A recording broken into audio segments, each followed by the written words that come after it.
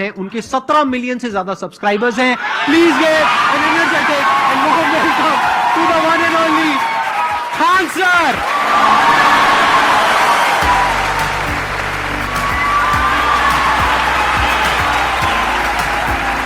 क्या हाल जी, कैसे हैं आप?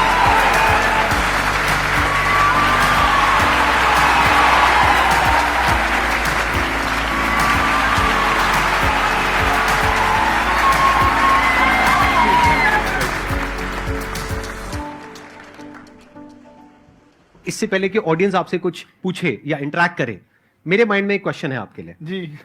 जो बच्चे हैं वो आपके इतने दीवाने क्यों हैं, इतने पागल क्यों हैं आपके पीछे? मतलब मेरे कमेंट सेक्शन में भरा पड़ा था खान सर कब आएंगे, खान सर कब आएंगे। मतलब ऐसा क्या जादू कर दिया आपने बच्चों के ऊपर? ये सवाल हम आपसे भी पूछते हैं, हमारे पे भी इतना कमेंट आया, इतना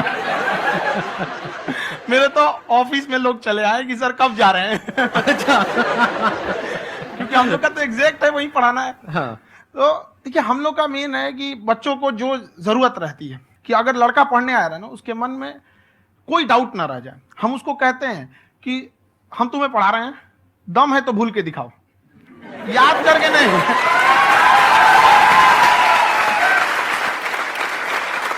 प्लस आप जिस प्राइस पॉइंट पे पढ़ा रहे हैं, आई थिंक वो सबसे कम है, वो बहुत ही कम है। सर ये जो फीस का कल्चर है, ये हमारा इंडियन कल्चर नहीं है।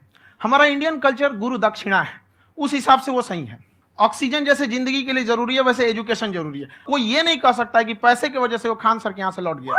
क्या बात है।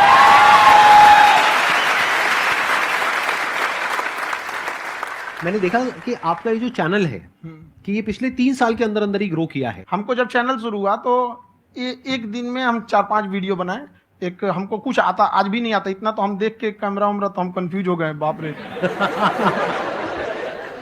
तो हम एक ही दिन में वीडियो शूट किया, पढ़ाने वाला टॉपिक था हमको। उसके बाद कभी वीडियो नहीं, 6-7 वीडियो एक ही बार शूट कर लिए। और एक जो थे जिनका कैमरा वगैरह था, मेरे पास कैमरे भी नहीं थे उस टाइम, और कैमरा 35,000 का था, तो 6 महीना इसी में लग गया। जो 35,000 इसी में फंस जाएगा। तो उनके कैमरे से शूट किए, उन्होंने कोई चार्ज लिया, उसके बाद हम छोड़ ही दिए। लॉकडाउन लगा, तब हम कहें आप कैसे पढ़ाएंगे? हो तो 1 दिन 2 दिन करते करते अचानक लंबा हो गया। तब हमको याद आया कि ओहो, मेरा एक चैनल भी है वहां पे। तो उस समय उस पर लगभग 30,000 सब्सक्राइबर हो चुके थे। तो जैसे लॉकडाउन लगा तो उस पर पढ़ाना चालू किया, और पता नहीं क्या लोगों को पढ़ाई में इतना इंटरेस्ट आ गया कि आपका स्टाइल ऐसा है थोड़ा सा। आप आई थिंक पढ़ाई के साथ साथ में जो बीच बीच में आप थोड़ा बहुत छोड़ते रहते हैं ना, मतलब जो एंटरटेनमेंट चलता रहता है। ये बात हम देखिए, जब हम गुलाम थे ना, तो अंग्रेजों ने एक चाल चला था कि भारत को हम फिजिकली गुलाम रखेंगे 100-200 साल, मेंटली 1000 साल कर देंगे। उन्होंने पढ़ाई का मॉडल चेंज कर दिया। उन्होंने ऐसा डिजाइन किया कि ये टीचर की रिस्पॉन्सिबिलिटी है, वो पढ़ा के चला जाए।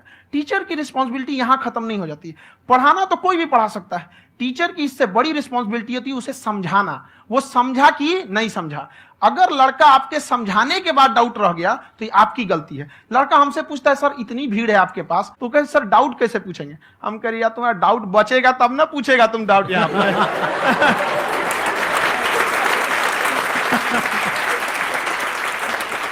कॉन्फिडेंस नेक्स्ट लेवल है खान सर का, मानना पड़ेगा। और शायद यही वजह है इनकी जो ग्रोथ है उसका।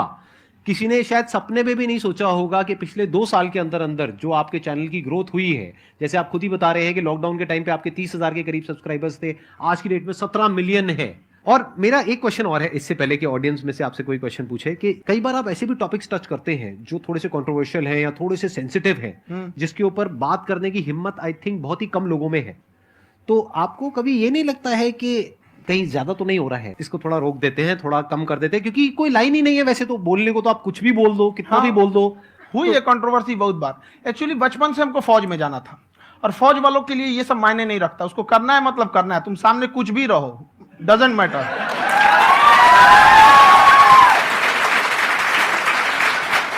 और मैंने YouTube पे देखा कुछ वीडियोस में कि आपका जो इंस्टीट्यूट है वहां पर आज से कुछ साल पहले कुछ बम गिरे थे। हाँ, कुछ गिरे थे, कुछ तो बहुत सॉलिड जगह गिरा था, फटा नहीं वो। मतलब आपके आसपास? हाँ, बम को भी पता है कि टीचर की इज्जत किया जाता है। क्या बात है, क्या बात है। मैं समझ पा रहा हूं कि ये आपके अंदर जो एटीट्यूड है ये कहां से आ रहा है, क्योंकि आप बचपन से ही फौज में जाना चाहते थे। तो आप जंग के मैदान में ही खड़े हैं एक तरीके से, बस फर्क यह है कि आपके हाथ में कलम है, हथियार ना हो करके। हथियार से एक आदमी की जान जा सकती है, हाँ। कलम से बहुत ताकत होता है। शिक्षा एक ऐसा हथियार है ना, हर कुरीतियों से लड़ सकता है, हर तरह की समस्याओं से, और ये एक ऐसा हथियार है, मेटल डिटेक्टर में भी नहीं पकड़ाता है।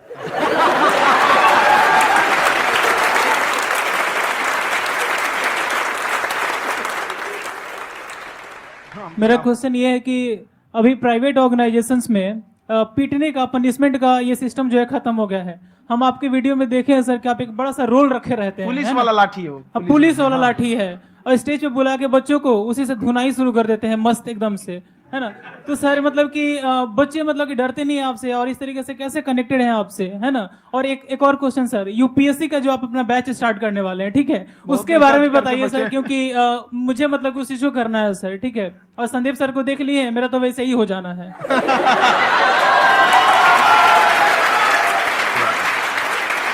क्या हो जाना है? मेरा पूरा कंप्लीट करो। I'll be an IAS officer next year because I have seen you, sir.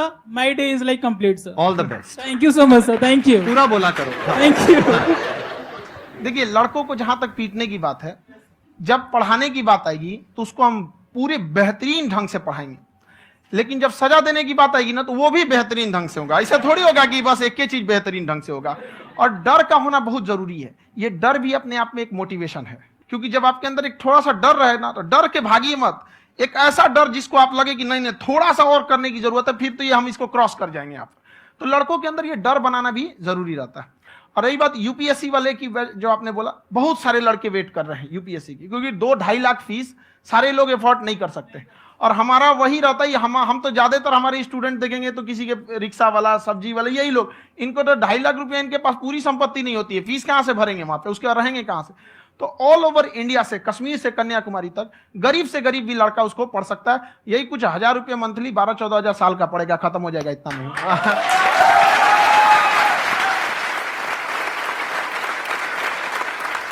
ये जो डंडे वाली बात इन्होंने कही, ये सच है? मतलब आप सच में एक डंडा रखते हो? पुलिस का ही है वो। और मारते हो? हाँ, कि मतलब अगर कोई लड़की छेड़ता है या ऐसा कोई भी उल्टा पुल्टा काम पढ़ाई करता लिखाई है, कुछ भी गलती करेंगे तो पिटाएंगे वो यहाँ पे, कैमरे पे, ऑन कैमरा, जैसा भी रहे, कुछ भी पिटाना तो उनको फिक्स है। एक तो कोई मतलब विधायक जी थे, उनके लड़का को पीट दिए, तो चला दल बल लेके अपना वहां पे। उसने घर पे नहीं बताया था कि सर ने पीटा है, बस बोल दिया कोचिंग में पीटा है।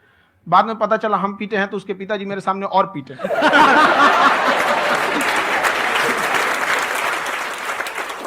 सर आपका सबसे बड़ा डर क्या है, आप दोनों का? फौजी को डरे नहीं लगता है, बाकी अब सर से पूछिए। आज के सेशन से पहले कोई डर नहीं था, लेकिन अब मुझे इनकी डंडे वाली कहानियां सुन करके डर लग रहा है कि कहीं मैंने गलती से कुछ बोल दिया और इन्होंने कहीं पीछे कुछ रखा हुआ है, और यही आ करके अगर इन्होंने मेरी पिटाई कर दी तो बहुत बुरा हो जाएगा। तो इसलिए हमको थोड़ा डर लग रहा है।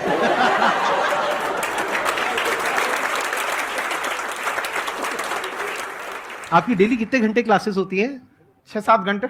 अभी भी खुद ही करते हो आप? हाँ, खुद ही हमारे classes स्टाफ करते हो? परेशान रहते हैं। हम 1:30-2 बजे सोते हैं, सुबह 6 बजे उठ जाते हैं, परेशान रहते हैं। यार इतना क्यों करते हो, है ना? कभी क्योंकि उनको भी साथ साथ लगना पड़ता है ना। उनको साथ साथ लगना पड़ता है। हम जग गए तो कोई सोया थोड़ी रहेगा, परेशान रह, दिन में सोते ही नहीं है, बेचारा कहीं कहीं जाके सोते रहता है। तो हम सिर्फ बांध दिए कि भाई तुम इस समय सो जाना, तुम इधर सो जाना। आपकी शादी हो गई या नहीं हुई अभी? मेरी खुशहाली देख के आप आइडिया लगा सकते हैं।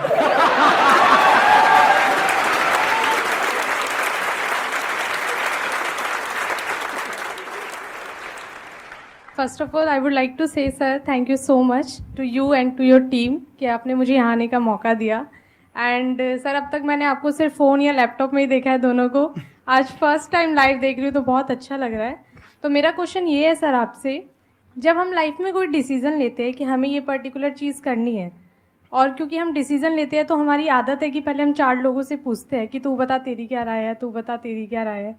तो उनमें से अगर कोई हमें कह देता है कि ये बेकार डिसीजन है मत कर, तो हमारा माइंड कहीं ना कहीं डाइवर्ट होने लगता है और उसकी वजह से हम अपना डिसीजन चेंज कर देते हैं। तो मेरा क्वेश्चन ये है कि कैसे हम अपने डिसीजन पे स्टिक रहे, कैसे हम जो दूसरे के ओपिनियन है उनको अफेक्ट ना होने दें अपने ऊपर। दूसरे से सलाह लेने से पहले एक बार खुद उस पर रिसर्च कर लेना चाहिए, ताकि आप सामने वाला क्या सलाह दे रहा है आपको समझ में आना चाहिए। यहाँ पर ऐसा नहीं है कि कई बार ऐसे होते हैं कि दूसरे वाले को एक्सपीरियंस होता है, तो अगर आपको पहले से आइडिया है, उसके बारे में आप बेहतरीन ढंग से रिसर्च किए हैं कि क्या इसमें प्लस पॉइंट है, क्या निगेटिव है, उसके बाद आप किसी से सलाह लेने जाइए। ये नहीं कि मन में सीधा बता गड़बड़ा जाएगा। तो वहां पे पहले आपको R&D करना पड़ता है, समझा कि नहीं। और जिंदगी हो या गाड़ी, जीतेगा वही जो टाइम पे गियर चेंज कर रहा है। तो डिसीजन चेंज करना बहुत ज्यादा गलत नहीं है।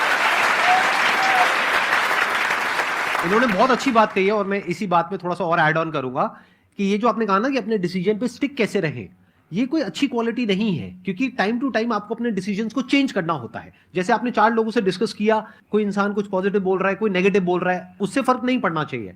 डिपेंड ये करता है कि वो जो बोल रहा है उसका बेसिस क्या है। क्या वो किसी नॉलेज या एक्सपीरियंस के बेस पे बोल रहा है या ऐसे ही कुछ भी बोल रहा है? ऐसे ही बोल रहा है तो फिर उसकी बात पे ध्यान क्यों दे रहे हो? अगर किसी नॉलेज या एक्सपीरियंस के बेस पे बोल रहा है, फिर चाहे वो पॉजिटिव बोल रहा है चाहे नेगेटिव बोल रहा है, दोनों ही मायने रखता है।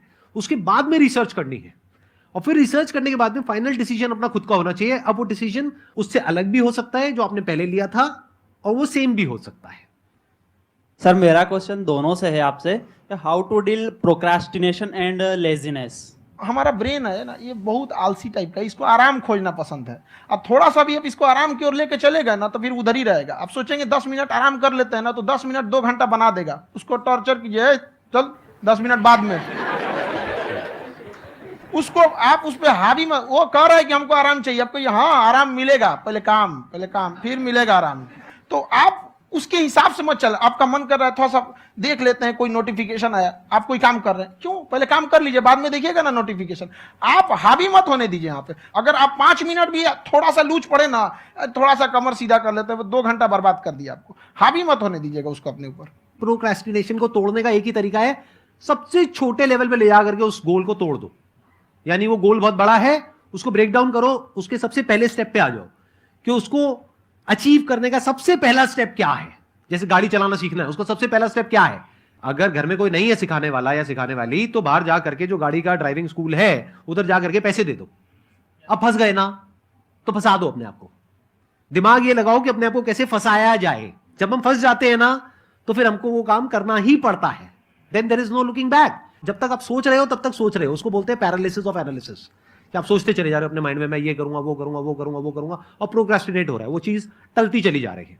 तो उसको छोटे से छोटे लेवल पे ब्रेक डाउन करके उसको कर दो, दैट इज नंबर 1।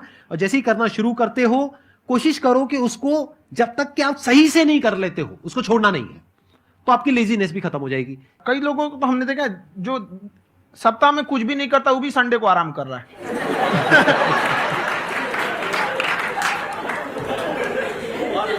वैसे कहा भी जाता है कि अगर कोई काम आपको करवाना है ना, तो ऐसे किसी इंसान को दो जो बिजी है। हाँ। ऐसे आदमी को मत दो जो खाली है। ये परफेक्ट एग्जाम। किसी को भी आप देखिएगा जिसको आप कहते हैं कि मतलब थोड़ा ठीक ठाक आप समझते हैं कि नहीं ये बहुत आगे निकल, वो एक काम को खत्म करने के बाद कभी आराम नहीं करेगा। एक काम खत्म हुआ उसको लगेगा हाँ एक खत्म हो गया, अब दूसरा करना चाहिए। और वही जिसको देखिएगा एक खत्म हो गया और आराम करना चाहिए, कभी नहीं, लाइफ में आखिरी सांस तक। सर यहाँ पे सब हिंदी में पूछते हैं, इंग्लिश में पूछते हैं, मैं भोजपुरी में पूछूं? जौन भाषा ठीक लगे तोने में पूछ दो। हाँ सर।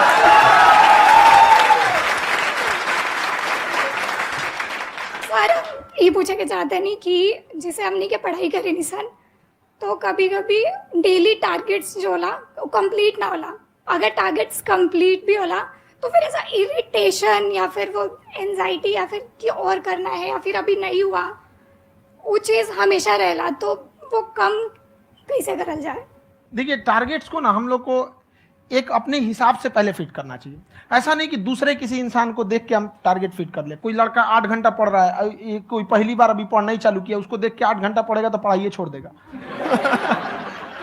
तो आप अपनी क्षमता के हिसाब से देखिए कि आप कितना पढ़ सकते हैं। अगर आपने एक घंटे को बना लिया कि हम 1 घंटा पढ़ सकते हैं, अगले 1 हफ्ते तक उसको सस्टेन रखिए। जिम में कैसे करते हैं लोग, पहले दिन उठा लीजिएगा 1 क्विंटल तो हार्ट अटैक हो जाएगा। तो वो धीरे धीरे टारगेट सेट कीजिए और अपनी क्षमता को भी देखिए। हर इंसान की क्षमता अलग है। कंगारू को देख के हाथी छलांग मारेगा, पैर तोड़ के बैठ जाएगा।